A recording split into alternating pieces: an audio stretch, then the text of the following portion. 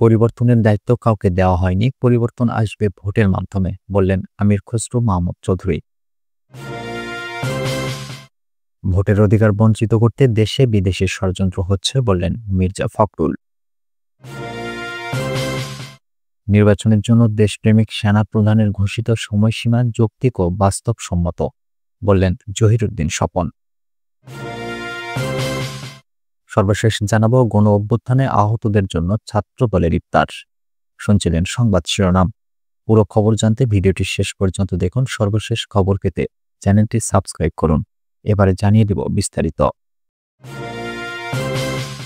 পরিবর্তনের দায়িত্ব কাউকে দেওয়া হয়নি, পরিবর্তন আসবে ভোটের মাধ্যমে, বললেন আমির খসরু মাহমুদ চৌধুরী। বিএনপির স্থায়ী কমিটির সদস্য আমির খসরু মাহমুদ চৌধুরী বলেছেন, দেশের পরিবর্তন আসবে ভোটের মাধ্যমে। নির্বাচিত প্রতিনিধিরা সংসদে গিয়ে দেশের সব পরিবর্তন আনবে, আর কাউকে পরিবর্তনের দায়িত্ব দেওয়া হয়নি এখানে। তাই অতি সত্বর নির্বাচনের মাধ্যমে দেশের মানুষের মালিকানা ফিরিয়ে দিতে হবে।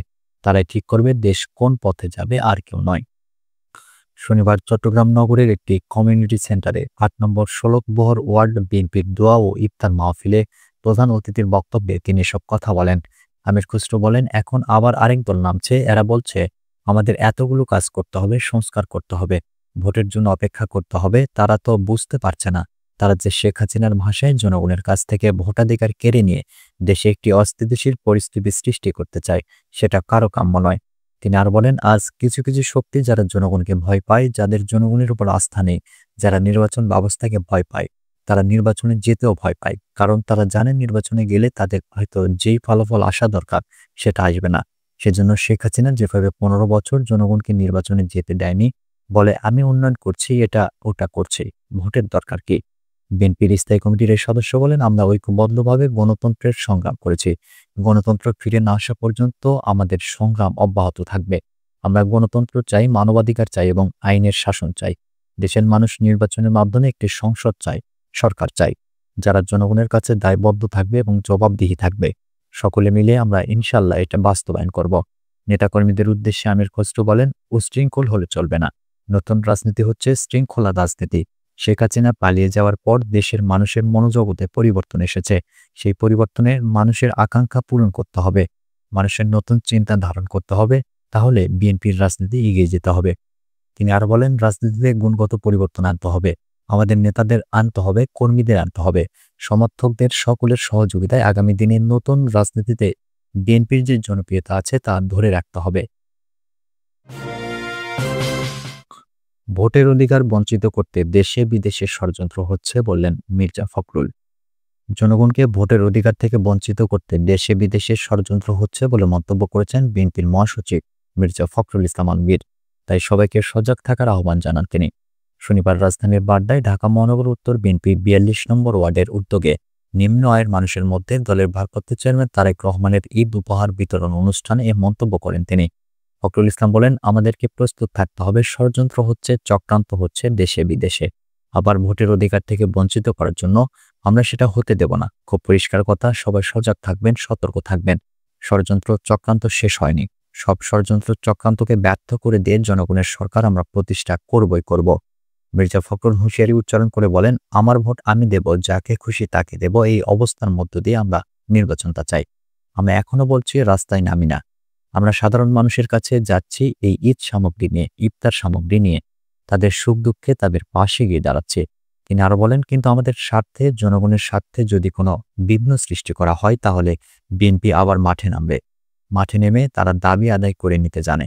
আমি কথাটা বলছি এজন্য যে আমাদেরকে প্রস্তুত থাকতে হবে।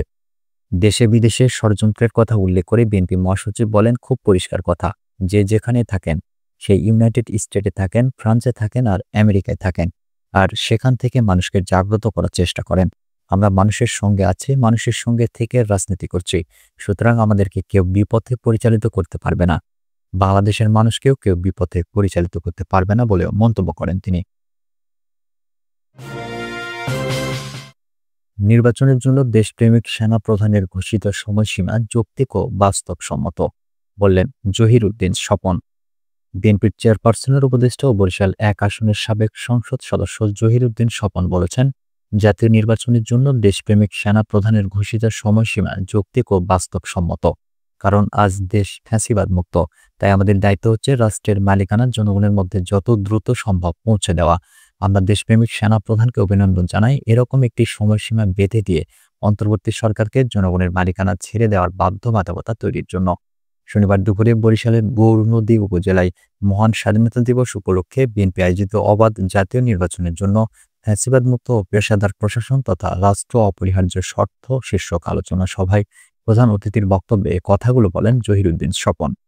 গৌরনদী বাসস্ট্যান্ড মিলনায়তনে যৌথভাবে এ সভার আয়োজন করে আগুইলঝাড়া ও গৌরনদী উপজেলা বিএনপি। এতে দুই উপজেলার নেতাকর্মীরা ছাড়াও ইউনিয়ন বিএনপি ও অঙ্গ সহযোগী সংগঠনের নেতাকর্মীরা উপস্থিত ছিলেন। অনুষ্ঠানের দ্বিতীয় পর্বে গৌরনদী ও আগুইলঝাড়া উপজেলার ৬টি শহীদ পরিবারের সদস্যদের হাতে বিএনপির ভারপ্রাপ্ত চেয়ারম্যান তারেক রহমানের ঈদ শুভেচ্ছা হস্তান্তর করেন বিএনপি চেয়ারপারসনের উপদেষ্টা জহিরুদ্দিন।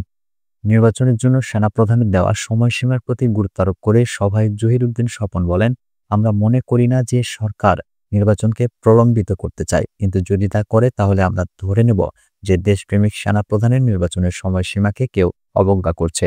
তারা কারা আমরা তাদের চিহ্নিত করব সময় মতো। গণ অভ্যুত্থানে আহতদের জন্য ছাত্র দলের ইফতার। গণ অভ্যুত্থানে আহত হয়ে জাতীয় অর্থোপেডিক হাসপাতাল ও পুনর্বাসন প্রতিষ্ঠানে চিকিৎসাধীন আছেন এমন ব্যক্তিদের মধ্যে ইফতারি বিতরণ করেছে ছাত্রদল। এ সময় ছাত্রদলের নেতাকর্মীরা শহীদ পরিবারের পাশাপাশি আহত ব্যক্তিদের পাশে থাকার প্রতিশ্রুতি দেন। বাংলাদেশ জাতীয়তাবাদী দলের ভারপ্রাপ্ত চেয়ারম্যান তারেক রহমানের পক্ষ থেকে এই ইফতারি বিতরণ করা হয়। শনিবার বিকেলে ছাত্রদলের প্রচার সম্পাদক শরীফ প্রধান ইফতার সামগ্রী পৌঁছে দেন। ইফতারি বিতরণ শেষে ছাত্রদলের নেতাকর্মীরা আহতদের সঙ্গে কুশল বিনিময় করেন ও সার্বিক খোঁজখবর নেন। ইফতারি বিতরণ শেষে শরীফ প্রধান বলেন, শহীদ ও আহত ব্যক্তিদের রক্তের উপর দাঁড়িয়ে আছে ফ্যাসিবাদ মুক্ত নতুন বাংলাদেশ। তাদের এই আত্মত্যাগে ছাত্রদল গর্বিত। নেতাকর্মীদের উদ্দেশ্যে এই নেতা বলেন, আহত ও শহীদদের ত্যাগের কথা আমাদের মনে রাখতে হবে। সুখে দুঃখে তাদের পাশে থাকতে হবে এবং তাদের সব প্রয়োজনে সাড়া দিতে হবে। কেননা দায়িত্বশীল ছাত্র সংগঠন হিসেবে ছাত্রদল মানবিক সাম্য ও অগ্রযাত্রার বাংলাদেশ গঠনে সদাচারব্রত। জুলাই গণ অভ্যুত্থানে আহত ব্যক্তিদের সঙ্গে কুশল বিনিময় শেষে তিনি আরও বলেন, গণহত্যাকারী ফ্যাসিস্ট হাসিনার বিচার দাবি করছে। খুনি হাসিনা এবং তার দোসররা যাতে বাংলাদেশের রাজনীতিতে পুনর্বাসনের সুযোগ না পায় সেজন্য সবাইকে সজাগ ও সতর্ক থাকার আহ্বান জানাচ্ছি।